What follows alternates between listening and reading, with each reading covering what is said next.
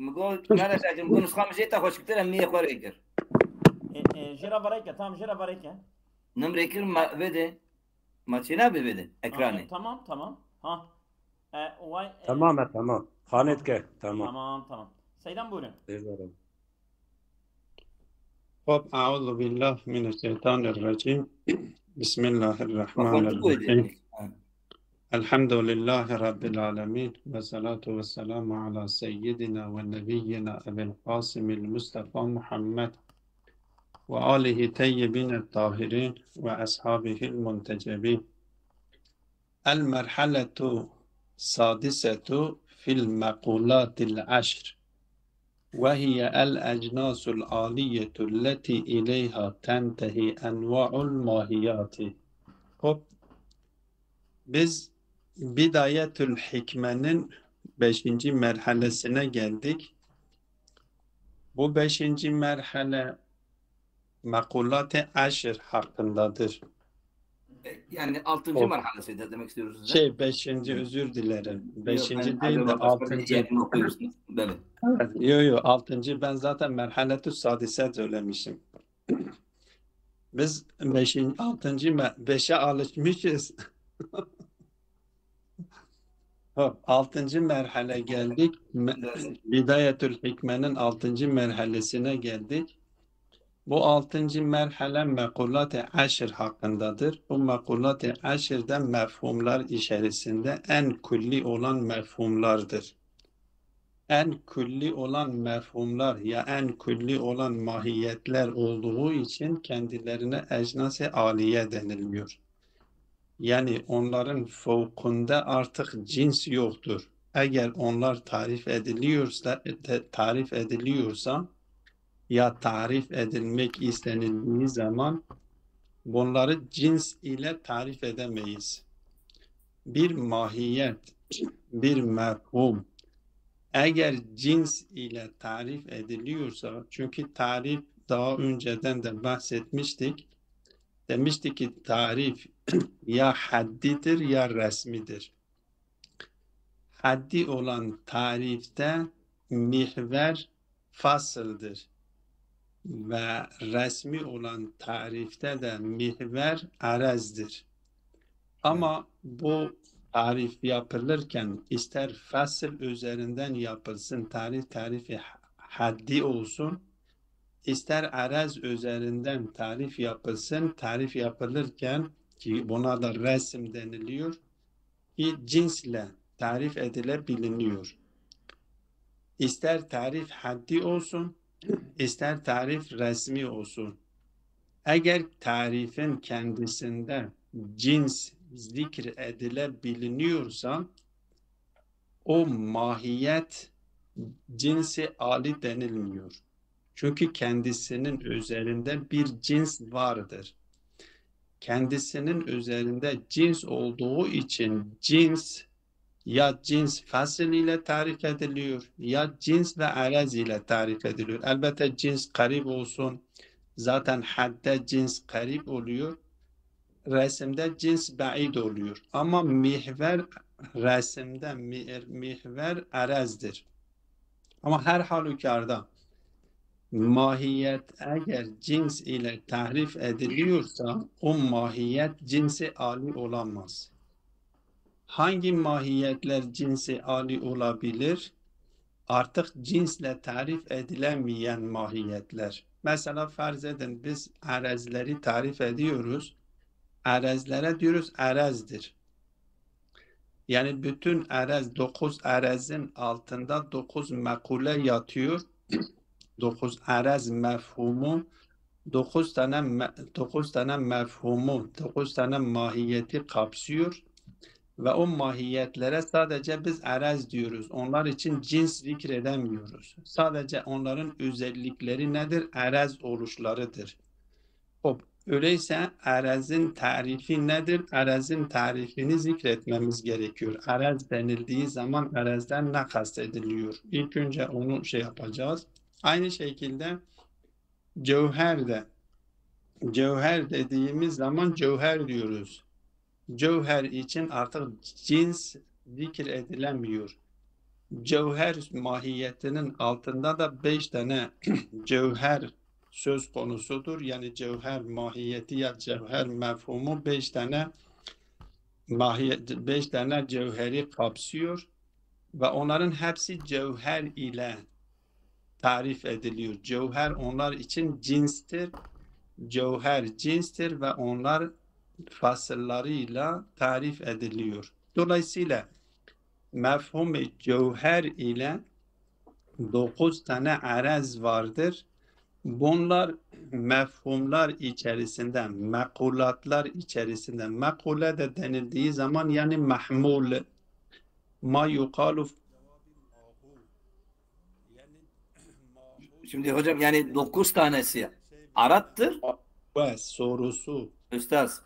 9 tane efendim şimdi. Biz bu makulat-ı aşağı dediğimizde 9 tanesi Arap'tır. Bir tane tek mi cevherdir ki? O da cevher bir evet cevher bir tanedir. Bu cevher cinstir. evet. Cevher cins olduğu için biz cevherin altındakilerini cevher ve fasılla tarif edebiliyoruz. Ha, cevherle Dolayısıyla fasıl. Şimdi bu dolayısıyla içtihadi midir hocam? Bu 10 tane oluşu veya 9 tane oluşu içtihadi midir? Yoksa bunun yani mesela yarın 10 tane 11 tane olamaz mı bu? Ben onu merak ediyorum. yok, akli olarak bunu bu şekilde şey yapmışlar. Yani artık fazla olması imkansızdır. İmkansızdır diyoruz hala. Ha, Hala yok. öyle mi diyorlar? Hala Öyle diyorlar. Halen öyle en diyorlar. son En olarak. son şey budur. Evet. Şimdiye kadar zaten bu mekulatların kaşifi Aristo'dur. Evet. Ve Aristo'dan sonra bu hep bu şekilde gelmiş. Şimdiye kadar kimse bunlara ekleyememiş. Diyememiş. Elbette bunların bazıları daha asıldır, bazıları daha Evet. ferdir. Önemli değildir. Evet. Ama mekulat-ı aşır şeye de Aristo'nun kategorileri deniliyor. Evet. Kategori. Yani Evet. kategori denilmesi de zaten kategori siz bir alan açıyorsunuz. O alana bir şey yerleştiriyorsun. Evet. Onun dışındakilerini yerleştiremiyorsun. Anladım. Dolayısıyla kategorize ediliyor denildiği zaman sadece o kategoriye münasip olanını yerleştirebiliyorsun. O kategoriye münasip olmayanlarını yerleştiremiyorsun. Evet. Cevher bir kategoridir. 9 tane arez de bakın arez kavramı, arez mefhumu felsefidir. Bu cevher mefhumu mahuvidir. Ama arez mefhumu felsefidir. Kendisi arez o 9 tane arezin faslıdır. Yani kendileri için cins değildir ki biz onu cins olarak sayalım ve onu getirip kendilerine diyelim ki biz onunla tarif ediyoruz. Cinstir, onun fevkinde bir makule daha vardır ki arezdir diyemiyoruz. Çünkü arez kendisi eğer cins olmuş olsaydı kendisi de cevher olması gerekiyor. Biz daha önceki fasıllerde de buna işaret etmiştik ki arezlerde madde olamaz. Madde olduğu zaman cins cevhere giriyor. Arezden çıkmış oluyor. Kendimizle tezatlaşmış oluyoruz. Dolayısıyla arez bir mefhumdur ve hepsinin o 9 tane arezin faslıdır. Onlar için cins değildir. Cins olmuş olsaydı cevher kısmına girecekti. O zaman arez de cevherin altında bulunan 5 taneden 5 tane değil 6 tane olmuş oluyordu. Bu sefer kendimizle tezatlaşmış oluyorduk. Dolayısıyla arez mefhumu cins değildir. O makuleler için cins sayılmıyor. Bir mefhumdur, külli bir mefhumdur. O mefhum o arezler için kullanılıyor. Bunlara makule deniliyor. Makule de yani ma yukalu. Hatta makale diyoruz ya. Makale. Diyoruz bir makale yazdım. Makale kelimesinin asıl sözcük olarak ma yukalu makaleden geliyor aslında. Makalel musennif ya makalel müellif der. Aslında öyledir. Makale kelimesi bile makaleden geliyor. Ki o musennifin zihin alemindeki o müellifin zihin alemindekilerinin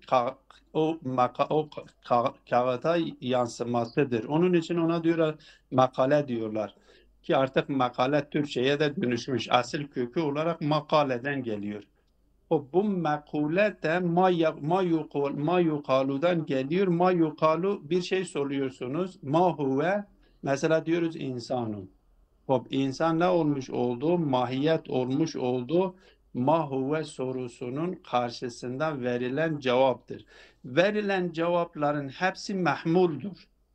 Verilen cevapların hepsi mahmuldur. Onun için makule denildiği zaman yani mevzu için mahmul olarak zikredilmiş olan şey. Dolayısıyla makulat buna mahmul. Bu sefer mahmulu tahlil ettiğimiz zaman bütün mevzular için zikredilmiş olan mahmulu tahlil ettiğimiz zaman bu mahmullar iki kısımdır. Ya onun fevkinde cins vardır yahut da onun fevkinde cins yoktur. Eğer onun fevkinde cins varsa biz ona makule demiyoruz. Yani en külli olan mefhum. Bütün mefhumlar ben geçen derslerde de biz işaret etmiştik. Anlamda konuştu yapmıştık, işaret etmiştik, açıklamaya çalıştık. Dedik mefhumların hiçbirisi cüz'i değildir.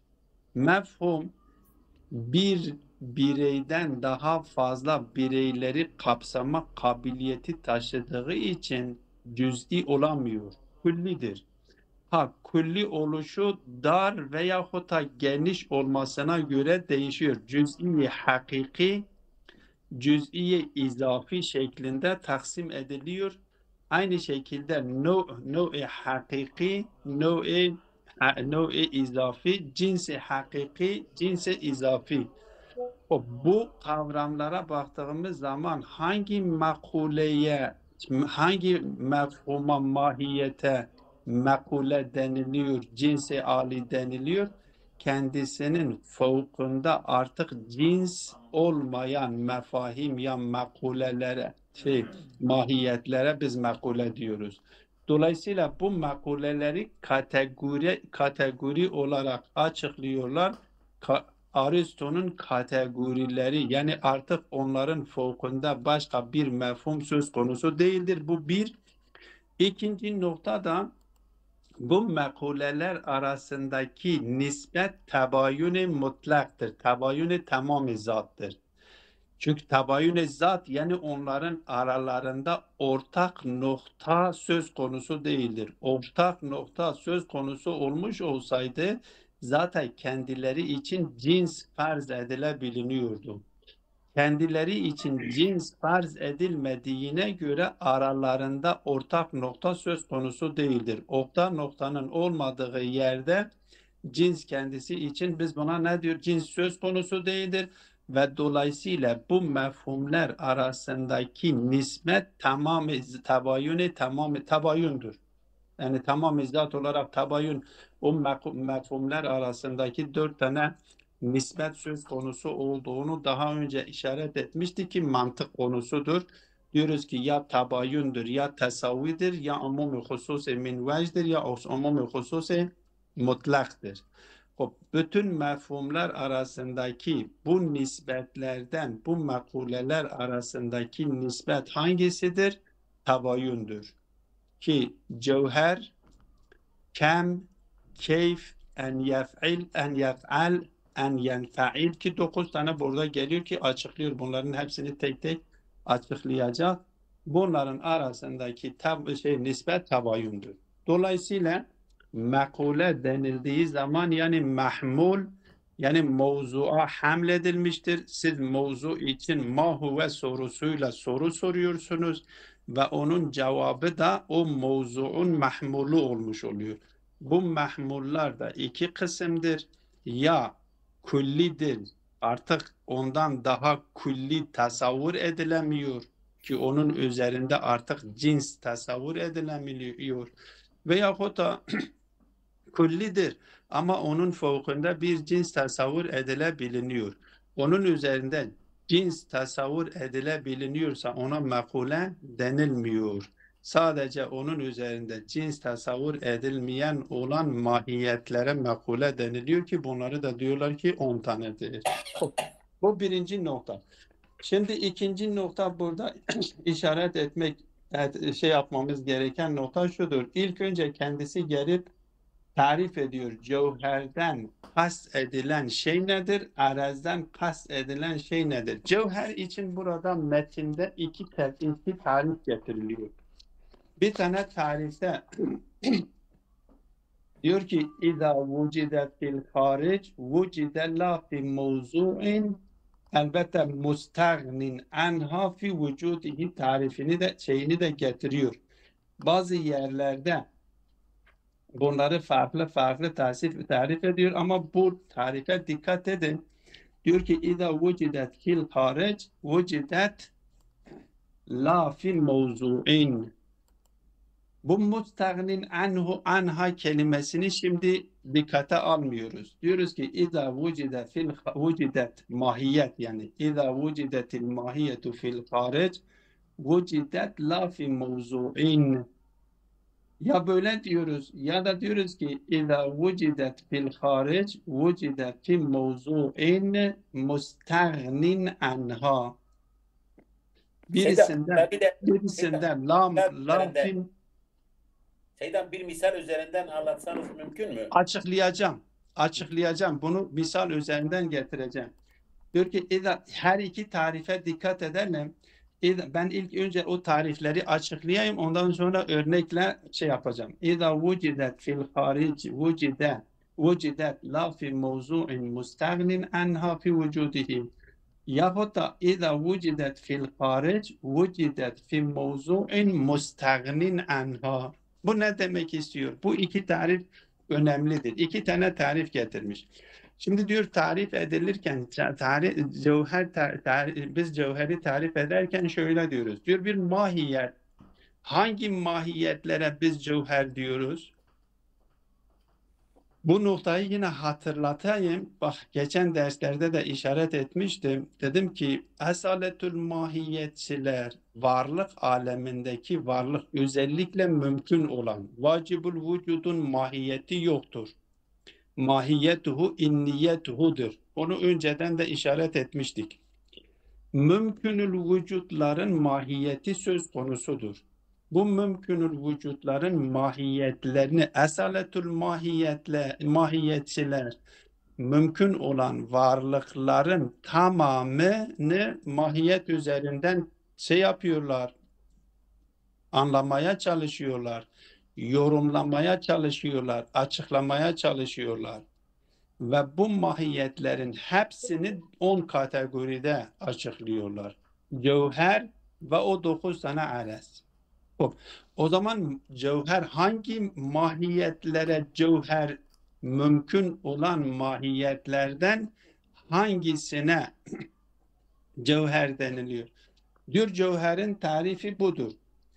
Mahiyet eğer dışarıda, çünkü biz dedik mahiyet bizim zihnimizdedir. Biz ilk önce zihnimizde tasavvur ediyoruz. Bir insan mahiyetini tasavvur ediniz. Bu insan eğer dışarıda vücut bulmak istiyorsa İza vucidet fil haric vucidet la fi mevzu'in yani mevzu'a ihtiyaç duymuyor. Hangi mevzu? Mustagnin anha fi vücudi. Kendisinden zengin olan. Yani farz edelim mesela dışarıda insan vücut bulmak istiyor. Eğer dışarıda vücut bulmak istiyorsa bu renk gibi ya mesela bir halet gibi sıcaklık mesela düşününüz. Sıcaklık dışarıda vücut bulmak istiyor. Bu dışarıda vücut bulmak isteyen sıcaklık sudan ayrı vücut bulabilir mi? Yahut da ateşten ayrı dışarıda vücut bulabilir mi? Bu sıcaklığın kendisi mevzuun kendisine muhtaç mıdır değil midir? Muhtaçtır. Mevzuu nedir? Ateştir. Mevzuu nedir? Demirdir. Siz demiri ısıtıyorsunuz. Siz suyu ısıtıyorsunuz. O ısı eğer dışarıda vücut bulmak istiyorsa kendisi bir mevzuyla, bir cisimle, o cisim ateş olabilir, o cisim su olabilir, o cisim taş olabilir, o cisim odun olabilir, o cisim demir olabilir, fark etmiyor. O cisimsiz dışarıda gerçekleşmesi, vücut bulması imkansızdır. Biz buna cevher diyemiyoruz. Cevher diyebilmemiz için kendisi dışarıda vücut bulmak istediği zaman bir şeye muhtaç, bir mevzuğa ihtiyaç duymaması lazım. İnsan dışarıda vücut bulmak istediği zaman herhangi bir mevzuğa ihtiyaç duyuyor mu? Hayır. Yalnız o taraftan bir ses geliyor. Bilmiyorum, herhalde Şakir hocamızındır. Çok ses geliyor. Yani O ben de eğer dedim, acaba sizin mi? Onun için müdahale etmedim. Eğer Meleşer girerse Mala Şakir'den geliyor. Çünkü tamam. onun bak şimdi kesildi. Doğru. He. Hop. İnsan, bir ağaç düşününüz, bir demir düşününüz. Bunlar dışarıda vücut bulmak istediği zaman herhangi bir mevzuğa ihtiyaç duymuyor. Öyleyse insan cevherdir. Akıl cevherdir. Nefis cevherdir. Demir cevherdir. Ağaç cevherdir. Elbette cevher, şimdi ben cinsi âli şeklinde söylemiyorum. Cevher niteliğini taşıyan varlıklara işaret ediyorum. Çünkü bunlar dışarıda vücut bulmak istedikleri zaman bu kendisi mevzuğa ihtiyaç duymuyor. Elbette burada şu noktayı dikkate almamız gerekir. Mesela diyebilirsiniz ki insan dışarıda vücut bulduğu zaman toprak üzerinde olması, yerin üzerinde olması gerekir. Yer insan için mevzu değil midir? Diyor hayır. Yer insan için mevzu değildir. Biz yukarıdan baktığımız zaman zannediyoruz ki insan yerin üzerindedir. Yani yere muhtaç duyuyor. Değil. Bunlar dışarıdaki, dış alemdeki varlıkları düşününüz. Bir beden gibi düşününüz. Bu nokta önemlidir. Bir beden düşününüz. Bedenin organları yan yana, hiçbir bedenin hiçbir organı diğer bir organ için mevzu değildir. Bunlar yan yana gelmişler, bu eczat dediğimiz cüzler yan yana gelmişler, bir beden oluşturmuşlardır. Bunların hiçbirisi bir yere muhtaç değildir. Belki bunlar cüzler bir araya gelmişler, bir beden oluşturmuşlardır. Dolayısıyla biz diyemiyoruz ki bu bedenin bu cüz'ü bu diğer cüz için mevzudur. Hayır. Bedenin her cüz'ü bir diğer cüz gibi cevherdir. Bunlar yan yana gelmiş, bir beden oluşturmuşlar ve bunların bir bütün olarak her birisi, her cüz, bedenin her cüz'ü bir cevherdir. Ama Aynı şey. o ferah sayılmıyor değil mi? O feraha biz diyemiyoruz mevzu. Yani o Ne? boşluk. Anlamadım. O boşluk yani. Yok. Ha, o Yok, şeyde- o boşluk da şey değil. Çünkü boşluk diye bir şey yoktur. Bize O da göre yok. boşluktur. O da yok. Boşluk diye bir şey yok. Tabii. Dolayısıyla bedenin organlarının yan yana gelmesiyle nasıl ki bedenin bütünü oluşturuyorsa dışarıdaki bu her cüz bir cevherdir. Dışarıdaki varlıklar da aynen bir beden gibi yan yana gelmiş madde alemini şekillendirmişler. Bu madde aleminin bir cüzü insandır, bir cüzü hayvandır, bir cüzü nebattır, bir cüzü de mesela topraktır. Bunlar bedenin organları gibi yan yana gelip bir alem oluşturmuşlardır. Öyleyse biz diyemiyoruz ki yer insan için mevzudur. Yahut da yer ağaç için mevzudur. Bunlar bu şekilde algılamamak lazım. Bunların bu madde alemini şekillendiren Aksi de düşünebiliriz. Yani toprak mevzu. Yani toprak için. aynen diyebiliriz. Öyleyse de. Dolayısıyla hiçbirisi bir diğeri için mevzu değildir. Bunlar yan yana konulmuş olan varlıklardır. Evet. Tamam. Öyleyse cevher denildiği şey iza vucidet fil haric vucidet la fi mevzu'in müstagnin anha. Bu müstagnin anha, bu kayıt önemlidir. Yani mahiyetten müstagni olan mevzu. ihtiyaç duymuyor.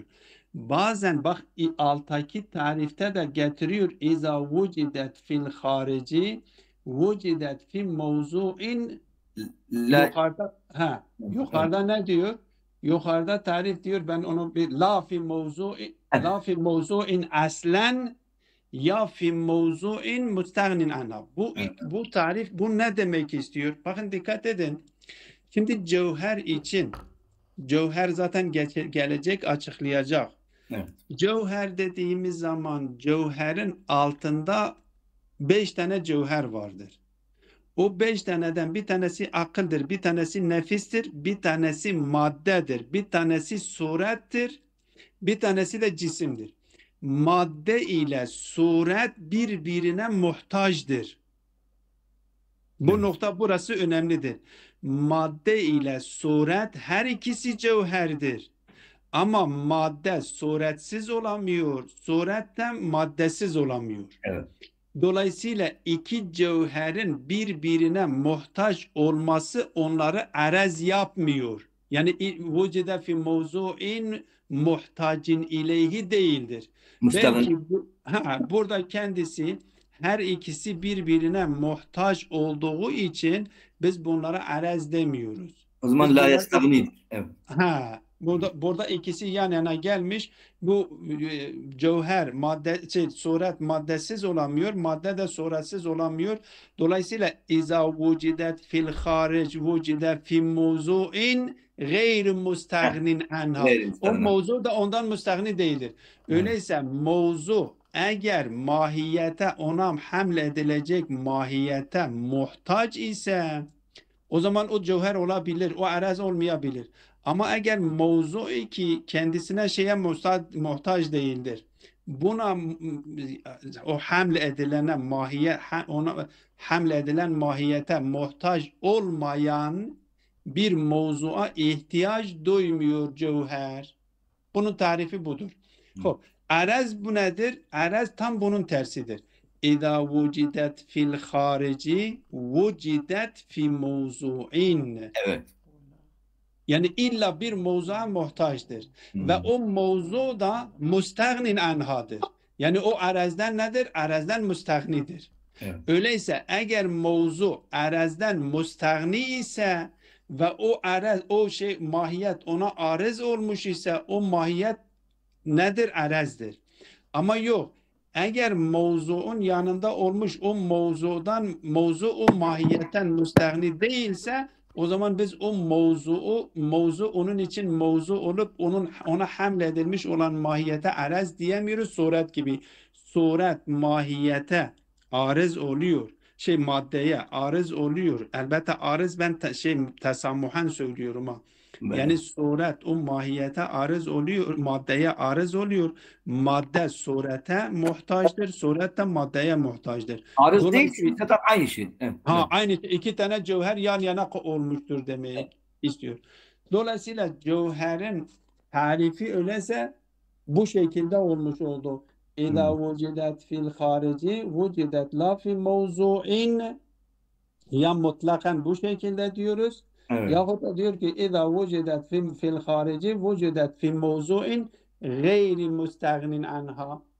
Yani kendisi de o mahiyetten müstagni değildir. O mahiyet, o mevzuun kendisi de o mahiyete muhtaçtır. Evet. Bu cevherin tarifidir.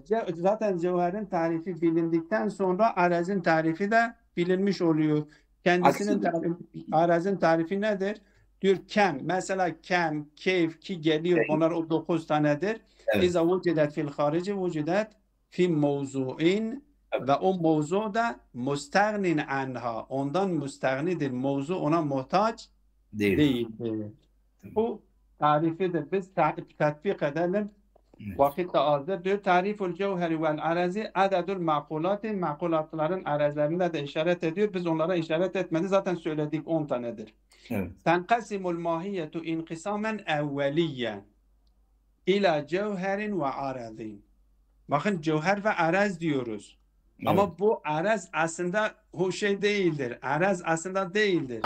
Fe innaha imma en tekune bihaythu. Niye bu şekilde tarif ediyoruz? Diyor ki çünkü mahiyet. Fe innaha mahiyet. İmma en tekunu bihaythu. İza vucidet fil harici vucidet la fi mevzu'in mustagnin anha fi vücudihi. Diyor ki kendisi dışarıda vücut bulmak istediği zaman la fi mevzu ondan müstahni olan mevzuda olmayacak. Savaun vücidet la fi mevzu'in aslen o kel cevheril akliyeti el kaimeti bin nefsiha. Cevheri akli diyor ki kaime bin nefstir. O vücidet fi mevzu'in ya mevzuda oluyor. Ama la yestagni el mevzu'u anha. O la yestagni faili şeye dönüyor. O mevzu'a dönüyor. La yestagni el mevzu anha. Anil mahiyeti. Fi vücudi kendi vücuduna. Suretle kesureti mansuriyeti el muntabi'ati fil maddetil mutakavvimeti biha. Mesela sureti evet. Evet. وإما أن تكون إذا أن تكون بحيث إذا وجدت في الخارج وجدت في موضوع مستغن عنها. Bu ikinci tariftir. Kendisi vücudet fil mevzu oluyor. O mevzuda müstagnin anha değildir. Evet. Kemahiyetil kurbi vel bu'di beynel eczami. إذا وجدت في الخارج وجدت في موضوع مستغن عنها. Bundan müstagnidir. محتاج değil yani. Evet. Kemahiyetil kurbi vel bu'di beynel eczami ve kel kıyami vel kuudi vel istikbali vel istidbari minel insani. Bu haletler gibi bunlar da birbirlerine oranla biz değerlendirdiğimiz zaman bunlar da nedir? İza vücedet fil hari vücedet fil mevzu'in müstahnin anhadır. O mahiyetten o mevzu'un kendisi o mahiyetten müstahnidir. Ve vücudaki onu okuyalım beni. Ha. Evet hocam. Ve vücudul kısmeyni fil cümleti daruriyyun. Tamam. Bu iki kısım yani daruri mana burada nedir? Yani bedihiyyun. Bedihidir. Femen enkere vücudel cevheri lezimehu cevheriyetul a'razi. Cevheri inkar eden arazleri cevher kabul etmesi gerekiyor. Fekale bi vücudihi min haysu la yeş'ur. Evet yani kendisi cevheri inkar ederken cevheri inkar ederken cevheri kabul ediyor aslında. Kabul etmiş aslında farkında değildi. Bir de arada cevher demiş. Sadece aynen arada cevher demiş. Bütün Arapları cevher yapmış aslında. Bütün Arapları cevher. Yani aynen öyledir. Vel a'radu tis'atun bunu da inşallah yarın. Yarın inşallah o kalsın hocam.